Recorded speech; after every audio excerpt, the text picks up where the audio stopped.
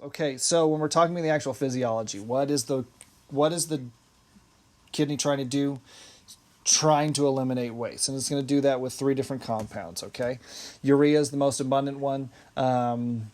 That's typically what we think about. Creatine is another one that's broken down by creatine phosphate. If you remember from when we talked about muscles last semester, creatine is responsible, it's important for storing energy in muscles if you need it super fast. I don't know why I did that. And then uric acid, which is recycling of nitrogenous bases, adenine, phosphine, that sort of thing. And so we're going to purge all of those. And so basically what ends up happening is these are all dissolved in your bloodstream by your cells. Are going to get carried to your kidneys. But we don't get rid of them until they're dissolved in the urine, in that water. And so there is a little bit of water loss. Okay, you have to give up some of your precious water in order to generate this urine.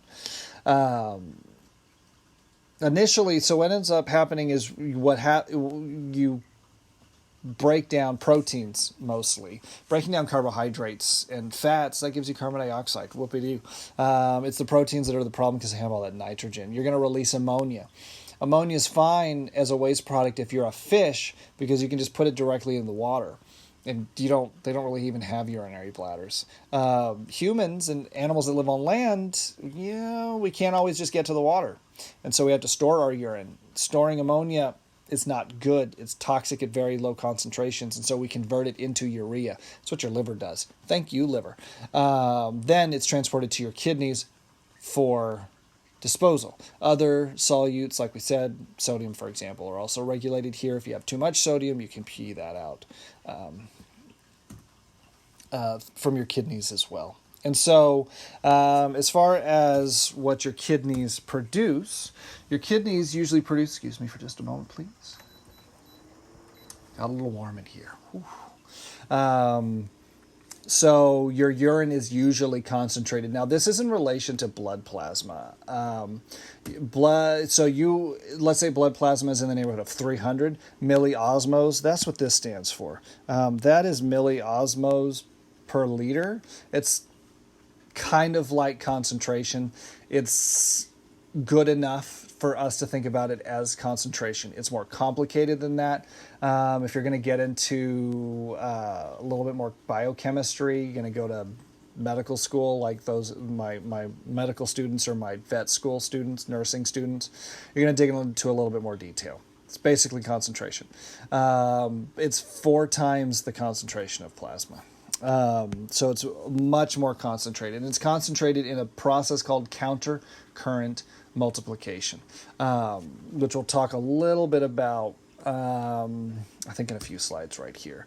And so what's going to end up happening, this counter current multiplication is going to concentrate that filtrate. It's eventually going to be the urine. If we don't do that, that's going to lead to dehydration because we're constantly just getting rid of, you're just throwing water away, basically. And so you're concentrating it, reabsorbing that water, trying to recycle it.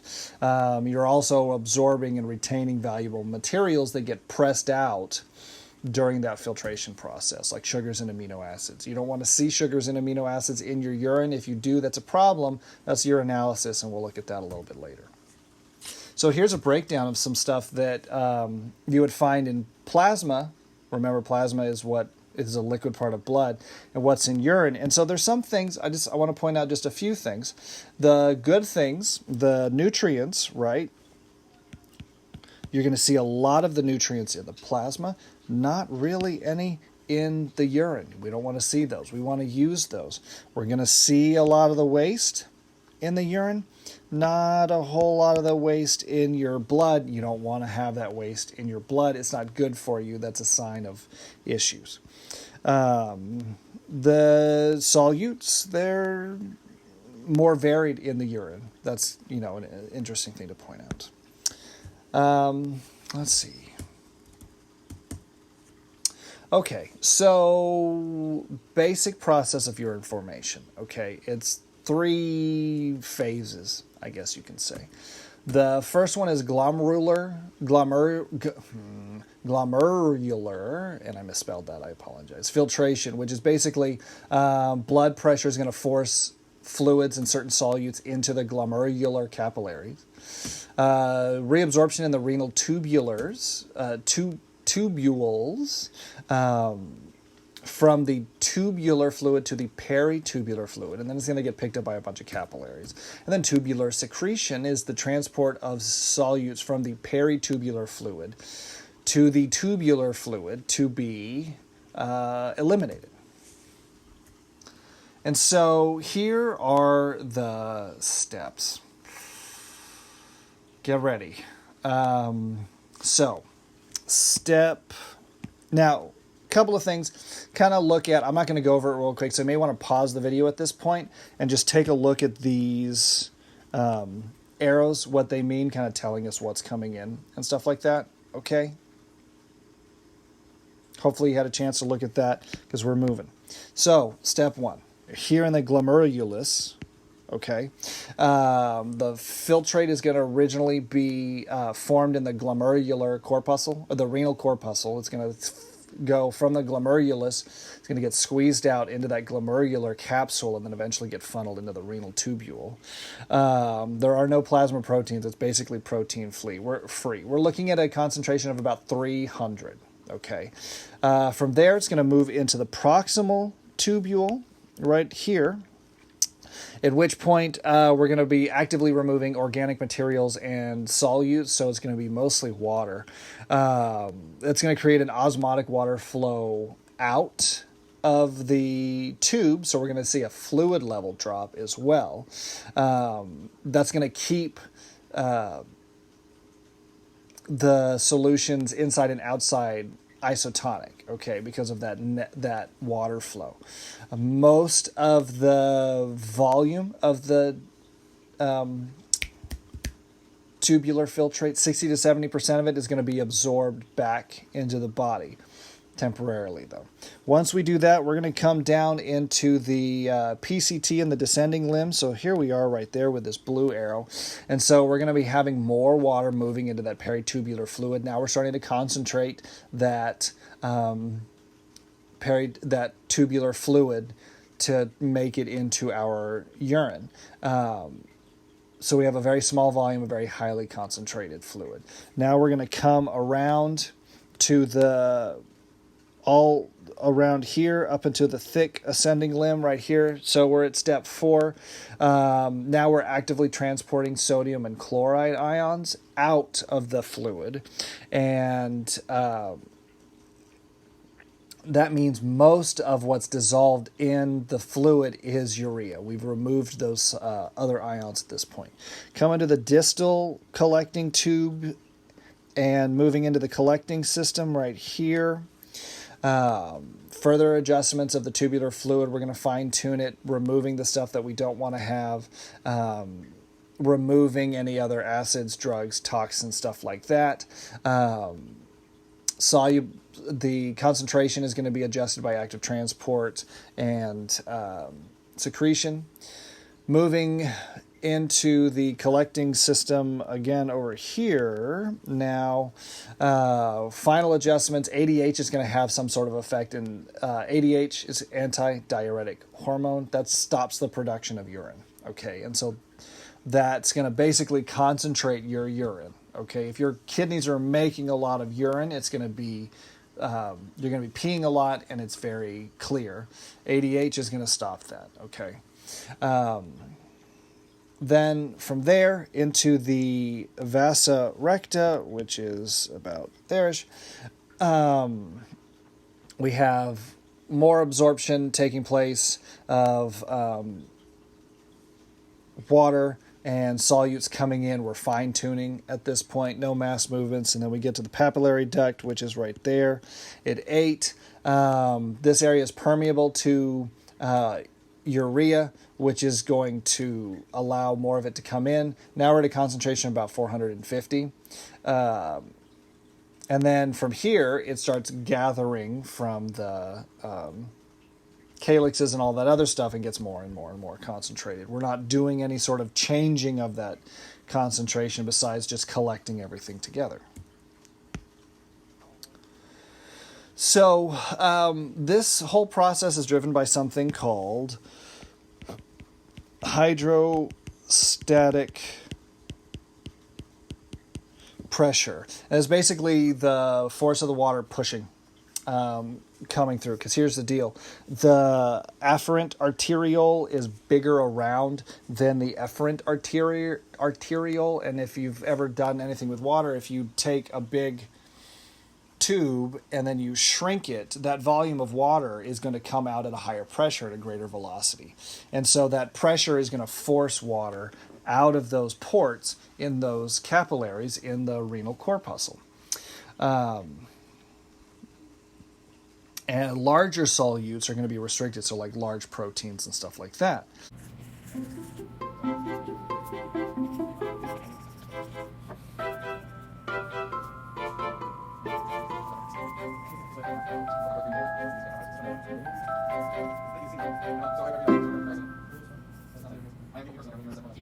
Something else that affects the filtration, besides hydrostatic pressure, is something called colloid osmotic pressure. And so basically, when you dissolve stuff in water and you put a semi-permeable membrane in there, you're going to create a pressure to draw water in by the amount of stuff that's dissolved in it. Okay, and the more stuff you have dissolved in it, the greater that pressure is to bring the water in. Hydrostatic pressure is the water trying to get out, and so those are two antagonistic forces. And so we end up with something that looks like this. And so we have a lot of forces going on. And so very, very quickly, I'm going to go through some of them. I'm going to try to go through them as quickly as possible. So we have the GHP, glomerular hydrostatic pressure. That is the hydrostatic pressure of your blood pressure trying to push the fluid out, and it's pretty great. You've got capsular hydrostatic pressure, which is the opposite, okay? So it's the water trying to come back across into that capillary. They're in opposition to each other. Now, if we're looking at the numbers, mmHg, it's pressure, it's how hard the water is pushing, okay? And so if GHP is coming out at 50, and the capsular hydrostatic pressure is trying to come in at 15, that means right now we have a net movement of 35 millimeters of mercury coming into the renal corpuscle, okay? So while that's going on, we also have the colloid osmotic pressure. And so that's the amount of stuff that's dissolved. We've got two of them that is dissolved in the fluid. So there's two of them. Blood colloid osmotic pressure is the pressure of the water trying to come back in because of those big fat plasma proteins. Capsular osmotic colloid pressure, I would like to point out, is basically zero because we don't have anything really big dissolved in it that's pushing that water. And so we have some water coming back in because of BCOP, and that's coming in at 25. So if we have a net movement of 35, right, going out between the hydrostatic pressures, and then we have another 25 trying to come in, we're left with a net movement of, and you can see it right here, 10 millimeters of mercury flowing from the capillaries into that capsular space. And that's what's driving this, is this pressure forcing that water out. We can end up with something called the glomerular filtration rate. That's how fast this stuff is coming out. And on average, each nephron is going to is going to filter 125 milliliters per minute. Each glomerulus, so yeah, each nephron is going to filter 120 milliliters per minute. It's about 10% of the fluid that's delivered to the kidneys. It's going to leave the bloodstream and enter those capsular spaces. Now remember, there's a lot of blood that goes into the kidneys, but most of the fluid comes back out as blood. That's an important thing to sort of keep in mind. You're going to generate about 180 liters of filtrate per day that's going to turn into urine. That's 70 times the total plasma volume of your body. And so that's where we're getting that accumulation thing come in.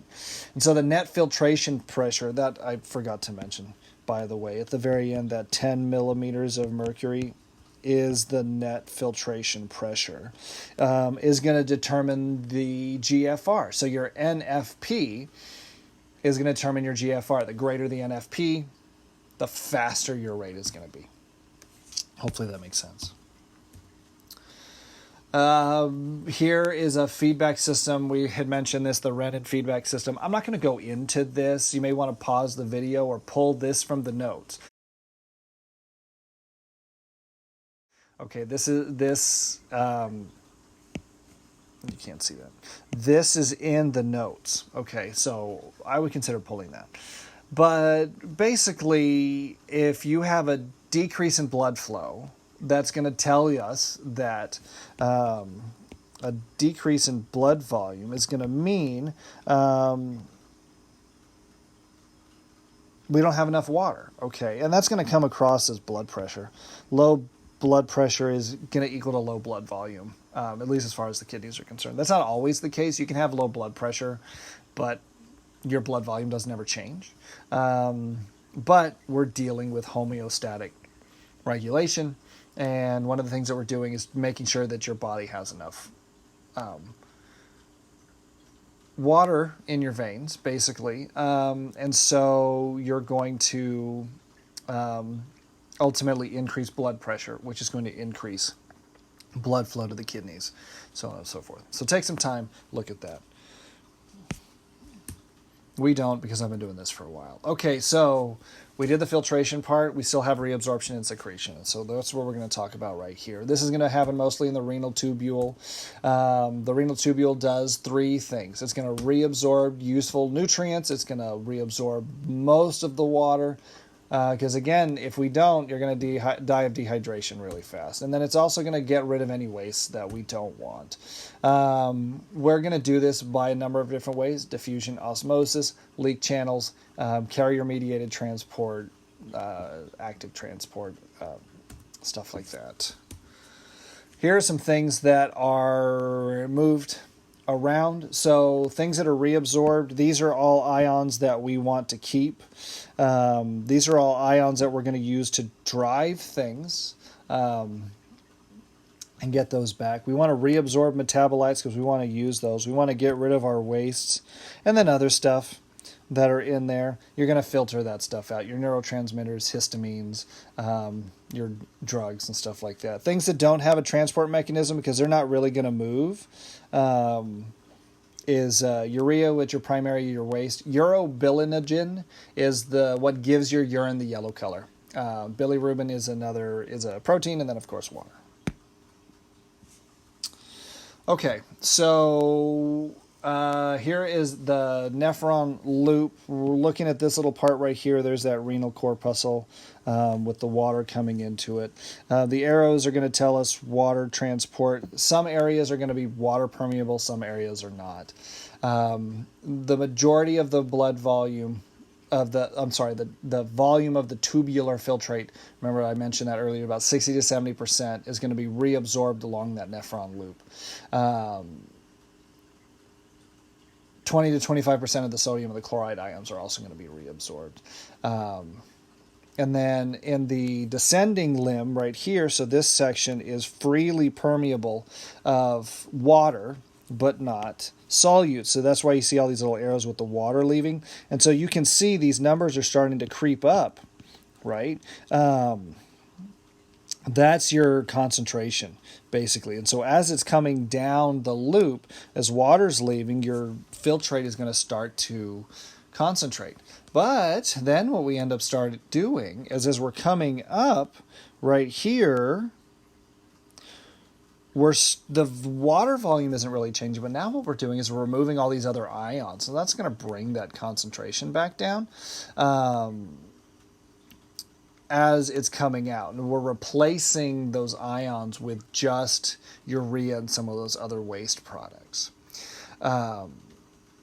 only about 15 to 20% of the initial volume reaches the DCT. So we've lost, the volume is significantly reduced because most of the water has come back into those peritubular spaces and then through those capillaries that are all around those after that.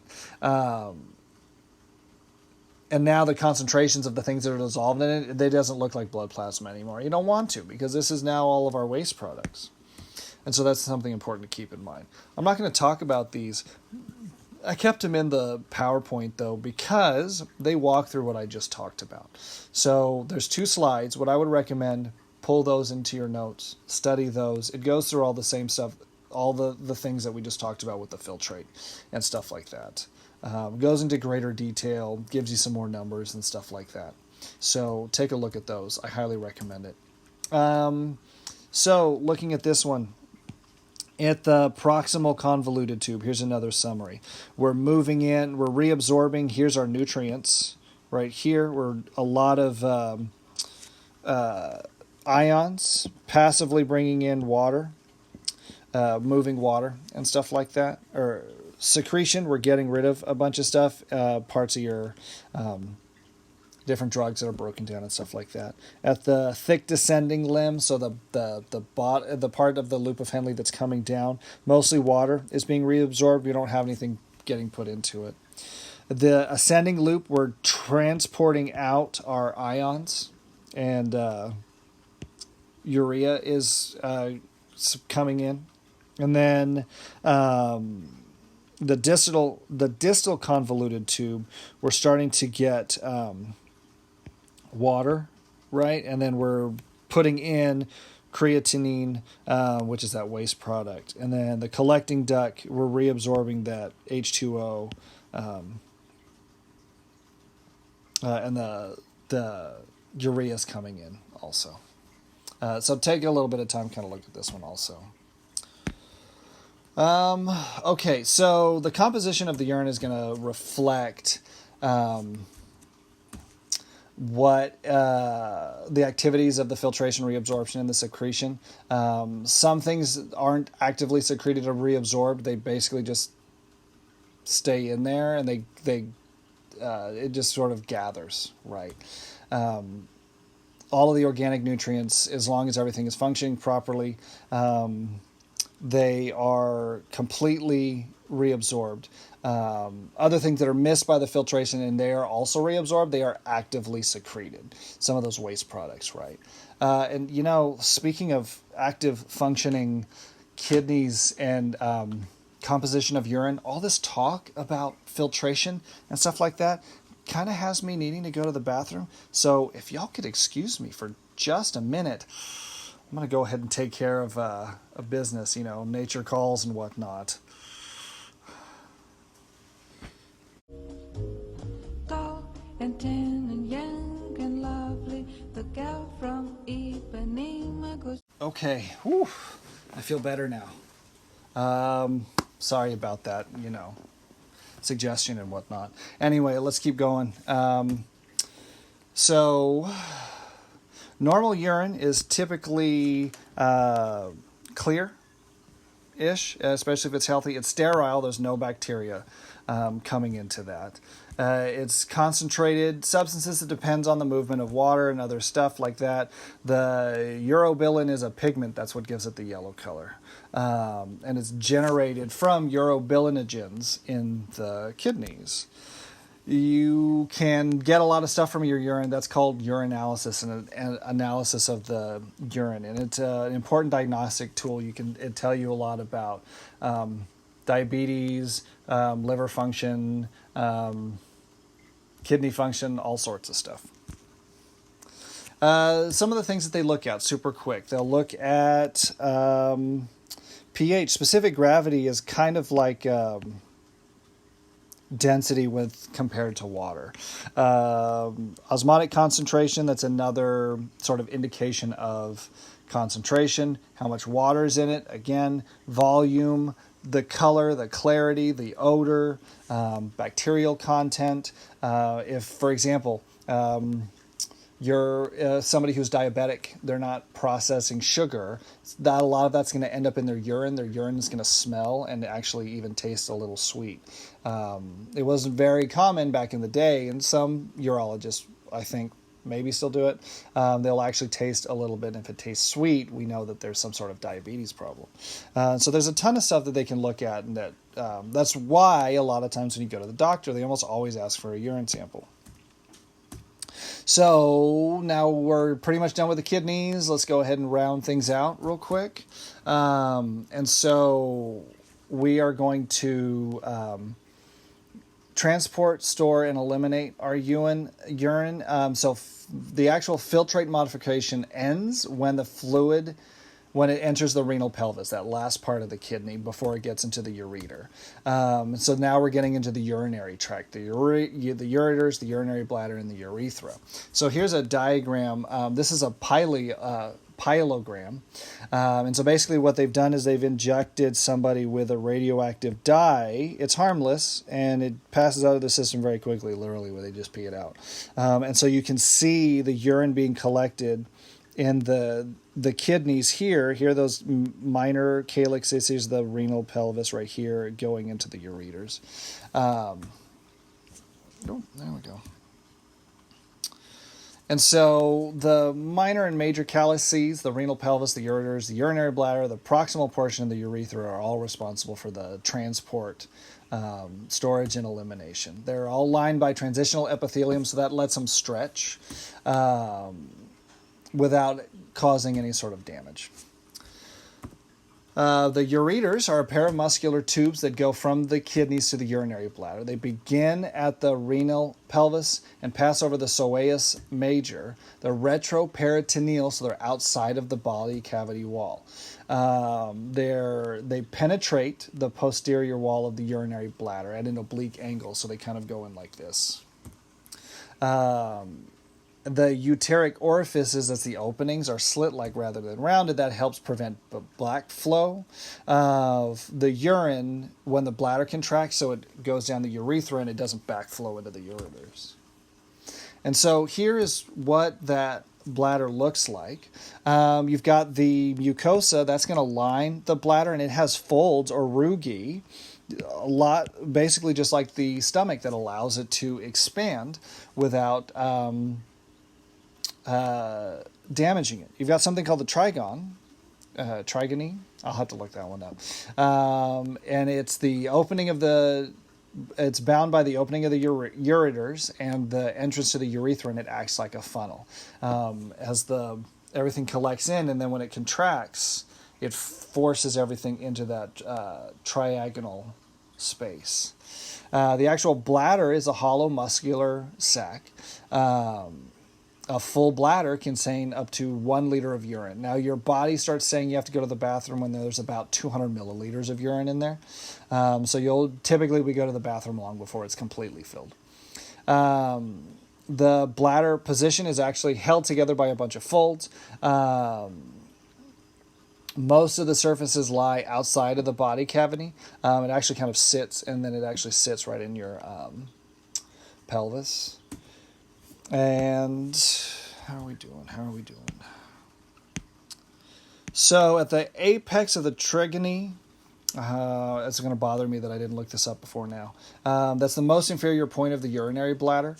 Then the neck of the bladder is the region that surrounds the urethral open. So if you think of like a funnel, that's the part where the cone parts of the funnel reach the like post-looking part down at the end. There's an internal urethral sphincter that provides involuntary control, and then there's an external one right past that allows voluntary control. That's in the urethra. Let's see, what else? Longitudinal folds in the mucosa to allow pressure changes. There's mucus secreting cells in the pockets. For the most part, men and women have all the same parts. There are slight differences, which we're going to look at here in just a second. So there are going to be pictures of genitals. We'll start with the gentleman, get that out of the way. So in men, the urethra is longer. It passes through an organ called the prostate, which is important for the male reproduction, which we'll talk about starting next week.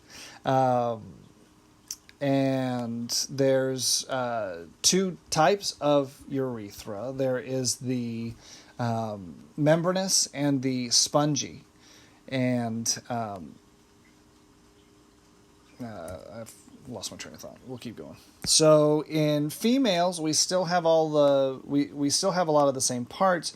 In females, the urethra is significantly shorter, and it goes directly into the. It's called the vestibule. Is the sort of opening. A vestibule of a house is sort of like the first opening that you walk into, kind of like a porch, basically. And let's see what else. So the external urethral sphincter allows for voluntary control. There's skeletal muscle, so it acts like a valve. So when you have to do the pee-pee dance and you're feeling that pressure, your voluntary one is opening, but you are consciously closing that smaller one. It has a resting muscle tone, so at rest it stays closed and you have to open it, basically. You have to relax those muscles. It's kind of like your esophagus, right? It's resting shut, basically. Urinary reflexes. The urge to urinate happens, like I said, about 200 milliliters. There's stretch receptors, basically. As your bladder starts to stretch, it starts to send signals to the micturition center that start sending these spine reflexes. I'm not going to go into any more detail about that because I'm almost done. I'd like to wrap this up.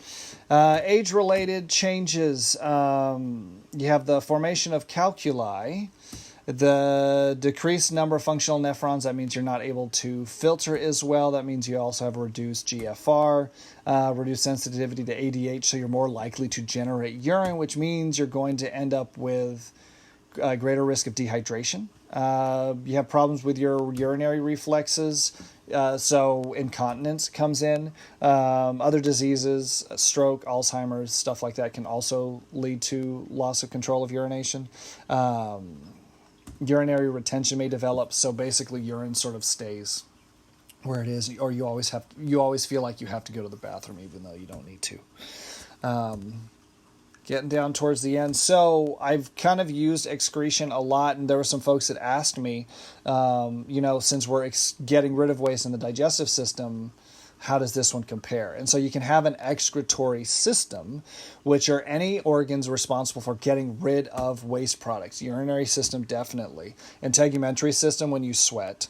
Respiratory system when you breathe out. Digestive system when you defecate. Okay, so that's the excretory system. All of those parts that are responsible for getting rid of wastes, getting them out of the body. Here's a diagram that I will leave you with that shows how all of the different organ systems are responsible for helping the urinary system achieve its final goal. The cardiovascular system is responsible for bringing a lot of the stuff in, transporting a lot of the hormones that I didn't talk about. The nervous system has a very integral role in regulating all of this stuff.